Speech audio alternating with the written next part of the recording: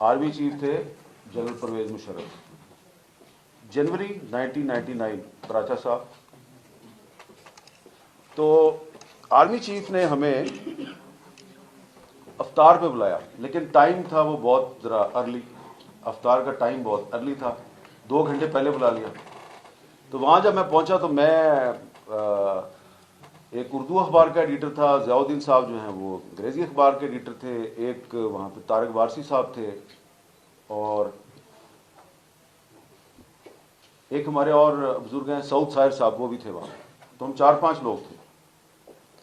तो वहाँ पे आर्मी चीफ ने जनरल अजीज़ उनको बुलाया हुआ था, और उन्होंने एक दीवार पे नक्शा लगाया हुआ था। तो उन्होंने हमें ब्रीफिंग देनी शुरू कर दी कि अगर हम ये वाली रोड बंद कर दें और इस पहाड़ी पे कब्जा कर लें तो ऐसे हो जाए, तो ऐसे हो जाए, तो 3 दिन में कश्मीर आज़ाद हो जाएगा।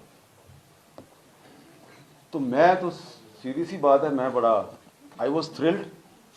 मैं कहा अच्छा सर, आप तीन दिन में कश्मीर आज़ाद करा लेंगे? मैंने कहा हाँ जी, ये नवाज शरीफ साहब हमें इजाज़त दे दें, हमने ये बात 3-4 चोटियों पे कब्जा करना है, 5-6 सड़कें ब्लॉक करनी है, कश्मीर आज़ाद हो जाएगा।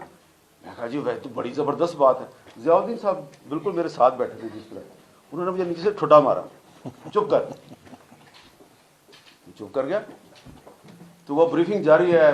तो वो ब्रीफिंग दरअसल कारगिल प्लान के बारे में थी, यानी कि वो ये नहीं बता रहे थे कि हम ये कर चुके हैं, वो बता रहे थे कि अगर हम ये कर दें।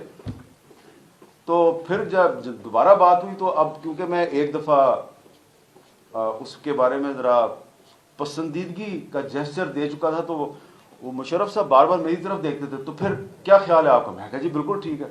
ज़ियाउद्दीन साहब ने फिर जैसे ठुटा मारा मुझे, चुप कर। अब मैंने थोड़ा माइंड भी किया, वो मेरे बुजुर्ग भी थे, मैं उनकी बड़ी इज्जत भी करता था, वो मुझे टोक भी नहीं सकते। तो फिर उन्होंने सोचा कि मैं अब इसको हामिद मीर को क्या समझाऊं, तो मैं इसको क्यों ना समझाऊं जो ब्रीफिंग दे रहा है। उन्होंने कहा देखिए, पाकिस्तानी कौम को फतह कर सकते हैं, आप कश्मीर को फतह नहीं कर सकते। और मैंने उनकी शक्ल देखी, तो अब वो जनरल साहब गुस्से में आ गए।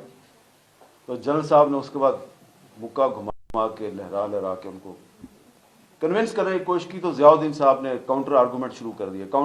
अब काउंटर आर्गूमेंट जब करने शुरू किए तो उनके पास कोई जवाब नहीं होता था। तो मैं ज़ियाउद्दीन साहब के साथ मिल गया क्योंकि वो लॉजिक से बात कर रहे थे, क्योंकि वो आप मुझे कहते थे हाँ जी आप बताएं, तो मैं कहता था नहीं, ये इन्होंने सवाल तो सही आपको किया, आप इसका जवाब दो। अब वो बात खत्म हो गई। तो 1.5-2 हफ्ते गुजरे तो खबरें आनी शुरू हो गई, और फिर पता चला जी कि कहीं पे कुछ हो रहा है। और उसके बाद जो मई जून जुलाई में आपको पता है क्राइसिस क्रिएट हो गया। तो वो एग्जैक्टली वही सिचुएशन थी जो ज़ियाउद्दीन साहब ने वहाँ पे अपने सवालात की सूरत में उनको पेश की थी। तो उसके बाद फिर मुशर्रफ साहब हमेशा जो है वो उनसे नाराज़ ही रहे, क्योंकि फिर आपको पता है कि 2006 से 2009 तक वो लंदन में कॉरेस्पॉन्डेंट थे एक अंग्रेज़ी अखबार के। तो वहाँ पे मुशर्रफ साहब एक दफ़ा गए, तो वहाँ पे उन्होंने उनके बारे में एक प्रेस ब्रीफिंग में बहुत ही सख्त नहीं, इंतहाई काबिल मज़म्मत रिमार्क्स उनके बारे में दिए, जिसमें फिर हमने मुबारक ज़ेब साहब को याद होगा कि हमने यहाँ बड़े मुजाहरे किए थे परवेज़ मुशर्रफ के ख़िलाफ़ कि जी इसने ज़ियाउद्दीन साहब के बारे में ये बात क्यों की है। तो ये मैंने आपको एक वाक़या इसलिए सुनाया है कि जाबिर सुल्तान के सामने कलमा हक कहना, अखबार की पेशानी पे लिखना और बात है, और उसके सामने बैठ के वाकई उसको कहना ये और बात है। तो जब जाबिर सुल्तान जो है वो उनको अपने एक मंसूबे के बारे में गुमराह करने की कोशिश कर रहा था, तो उन्होंने जिस हिम्मत, हौसले और जुर्रत के साथ उसको चैलेंज किया उसके सामने बैठ के, तो उससे फिर जो है वो हमें भी वो कहते हैं ना कि एक तहरीक मिली, और फिर हमने भी उनके साथ फिर कुछ मेरा ख्याल है उसके 8-10 महीने के बाद अक्टूबर 99 में उन्होंने coup कर दिया। और फिर ज़ियाउद्दीन साहब जो हैं वो उसके बाद एक तरह का मार्शल लॉ लग गया, लेकिन उसके बावजूद वो जो हैं जहाँ भी उनको मौका मिलता तो उनसे उसी लबो लहजे में वो बात करते थे।